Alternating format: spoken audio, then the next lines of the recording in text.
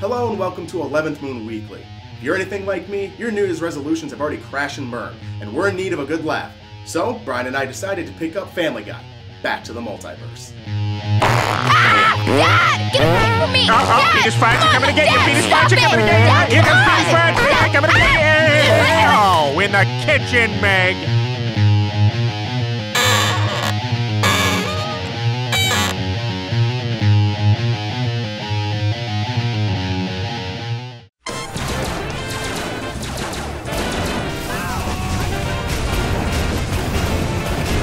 There's a cat nuke headed straight for the tank!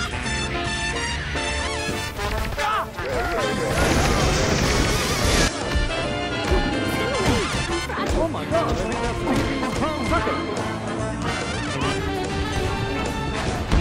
I've got a splinter!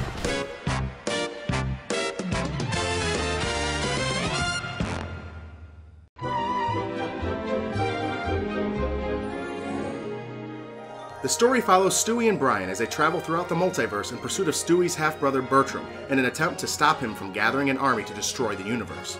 The game is primarily based off Family Guy episodes, The Road to the Multiverse, and The Big Bang Theory. This was a genius idea. By using the multiverse as a catalyst, you're able to seamlessly jump from one absurd location to another while maintaining perfect consistency. The game is a third-person shooter with platforming elements. A third-person shooter? That's more unexpected than getting a viewer on Obsessively Unfocused. Yeah! Yes, it's a third-person shooter, and Craig and I did not do any research before starting this game. No, really? We picked it up only knowing that it was a Family Guy game with a co-op campaign. That was it. Imagine our surprise in the first level. We were expecting a platformer and we were holding guns. We were more confused in the time that Craig met Superman. Oh my god! Superman, you're here in the flesh! I don't know if that's flesh or not because I know you're an alien or something, but oh my god, you are one of my heroes. You are one of my heroes. The way you can... Clark! You just missed Superman. He was just here. He was standing right here. He must be flying off to save Lois Lane because you know that's what he does.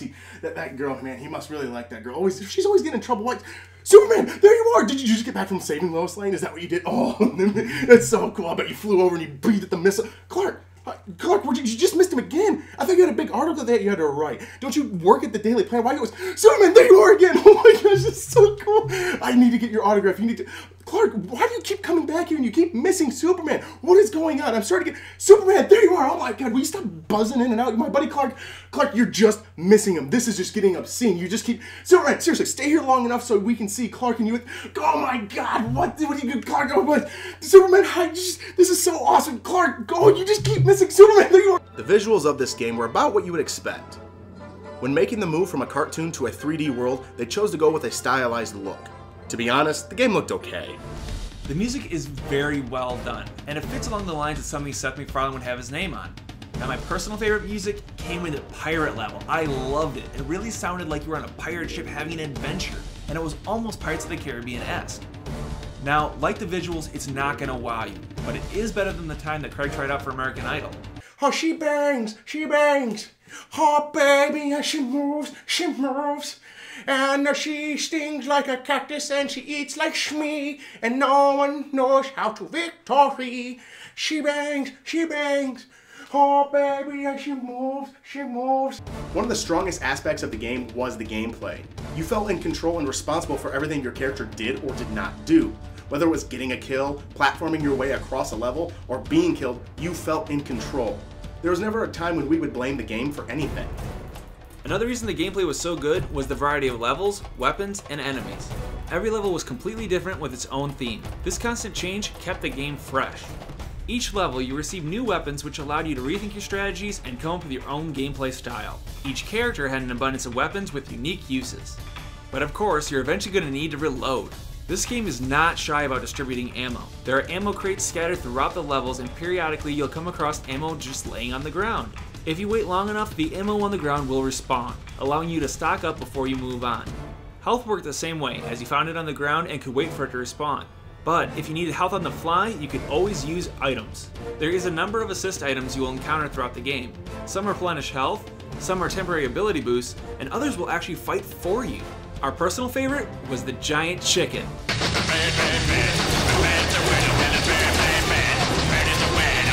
come on, that's ridiculous.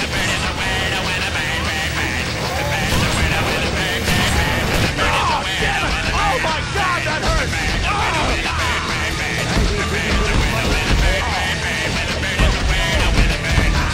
The controls are your generic third-person controls. They're not as tight as, say, a Gears of War, but they're definitely comparable to anything on the market today. My personal problem with the controls came with the look sensitivity of the sniper rifle. It was just way too fast. I tried to adjust the zoom sensitivity from the pause menu like you can in other shooters, but it didn't even have that option available to me. And I played through the whole game with the sniper rifle, and I was never able to feel comfortable. Matter of fact, it was more uncomfortable than the time that we had Herbert over for popsicles. Herbert, what kind of popsicles do you want? I really want one of them popsicles with the ball sweat and the pain tears. I don't think we have any of those. My biggest issue was switching guns. And since you had 7 of these things by the end of the game, switching was a pain. You either had this clunky pinwheel menu that you had to use, or you had to jam Y a bunch of times, up to 5 times, just to get to the gun that you wanted. This was extremely annoying.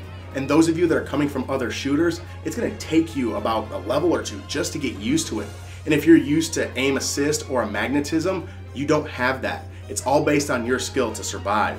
This is harder than getting an original NES cartridge to work.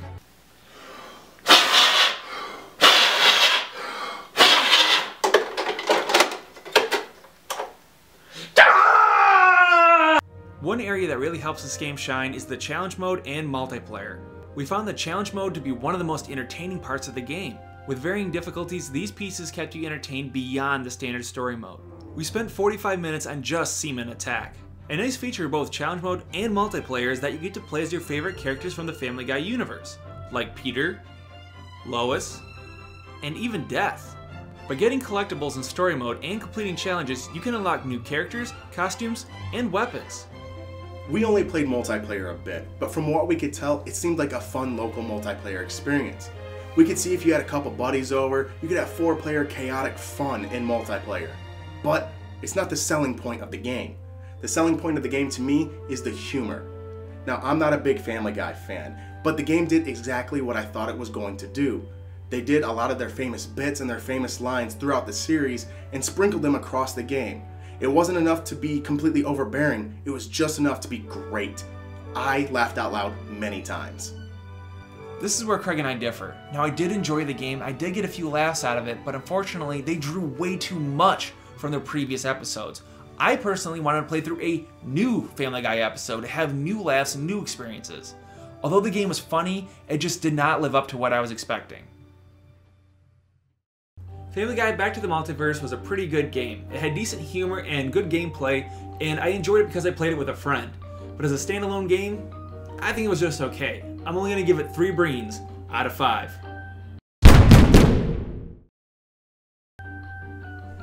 See, I thought a little bit different on this scale. I thought it ended up being really funny. Like I said before, I'm not a huge Family Guy fan, so a lot of the things that they said and the things that they did, the references they made, really made me laugh. The gameplay was actually very surprising on how well it worked, and the co-op aspect of it was a lot of fun for me.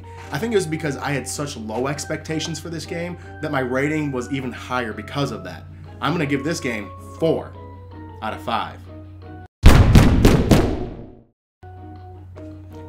And that pretty much... yeah, wow, that's pretty good. It's a little bit different than, like we said before. Usually I'm very strict and he's a little more liberal with the score. But yeah, I know. And don't get me wrong. I'm not saying I did not enjoy the game. I really did. I had a great time with it. It's just that as a standalone game, it was too much of the stuff I've already seen, and I wanted something new. And and at that time, I had probably watched maybe in total like 2 seasons worth of Family Guy, at all. But I knew a lot of their big jokes. But that brings together the 11th Moon rating of 3.5 out of 5. Really? You got a lower rating than I did. I do on this one. What can I say? I went into it with a higher expectation than you did, I think. That's true. I mean, it's just too much of the same stuff I've already seen before, and I was really hoping for a new experience, and I didn't get that. Yeah. So now we're 11th Moon liars. Because this is 2 right in a row. 11th Moon Liars Weekly. Pretty much, yes. Okay, well, last week's question of the week was, what is your New Year's resolution? Yes. we got a few of the responses here.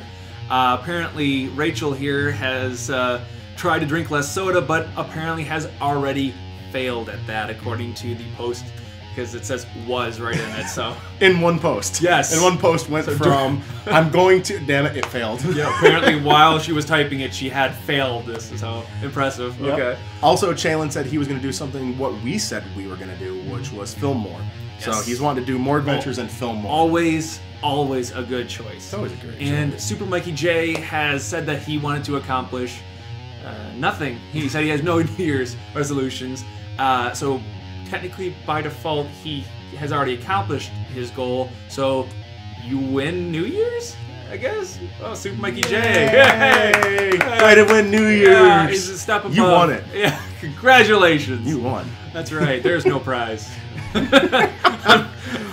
No. All right, well, the question of the week coming up is something that is going to be based off kind of what I said. I went in with low expectations, and this really went up and above what I thought was going to happen, and it actually impressed me. So what was the last time that happened? When was the last time you went into a, let's say, game or a movie, or what's the last time you went into something with really low expectations, and then you came out surprised? It didn't come out perfect, but you just came out and went, wow, that was a lot better than I thought it was going to be. Mm-hmm.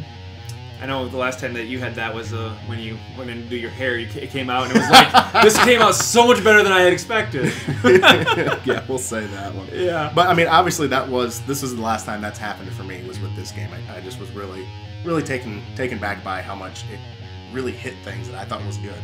Yeah, exactly. We went in with totally different expectations and got different results, but... When was the last time that you had something kind of overtake what your low expectations were? I went to the movie Jack Reacher, or I believe it's called Jack Reacher. Yeah, it's Jack Reacher. Jack Reacher. I went It's into Lee that Child's one. character. Yeah, whatever. I went to that one, and I went into it with super low expectations. I saw some of the previews. It looked okay, nothing fancy about it. I actually really liked that movie. Really? Like, yeah, I was really surprised. I mean, I'm not saying it's like movie of the year by any stretch, but it's definitely a better one than I expected. I know my dad loves Lee Child's, and so he was like, we have to go see Jack Reacher. We have to go see Jack Reacher. And we didn't. Oh, well. Oh, well. It's still time. Well, there's still time to do this, so. All right, well, thank you very much for hanging out with us this week. Make sure to subscribe, like us here, and on Facebook. Leave a comment down below. Make sure to follow us on Twitter. Thank you very much, guys. We'll see you next week.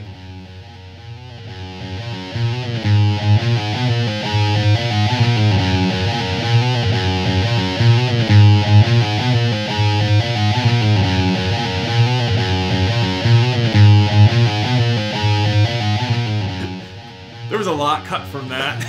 That was a lot of me just going, get through it! They just didn't deliver. God dang it! When you say the first part, as a third-person shooter, you go, Lance! Did I just hear Lance? Lance. Because seriously, just when you say it, try not to hear it now. Lance. What the did I just hear, Lance? A third person. But that's just gonna how the lines No, are. it is. Okay. Why would you do that when I'm in the middle of takes? That's funny. A third person. Did I just hear Lance? Okay. All right, Craig. You're done. A third person shooter.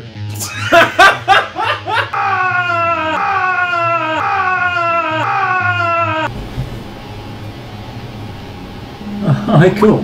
Oh, God. God, you texted me. Anyway, you mother...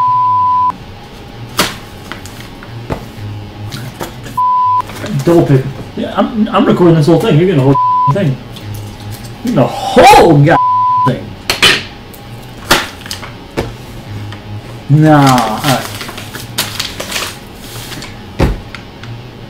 I mean, I'm gonna take my out right now and touch it. I'm gonna take your out right now and touch it. Those were unrelated to this recording.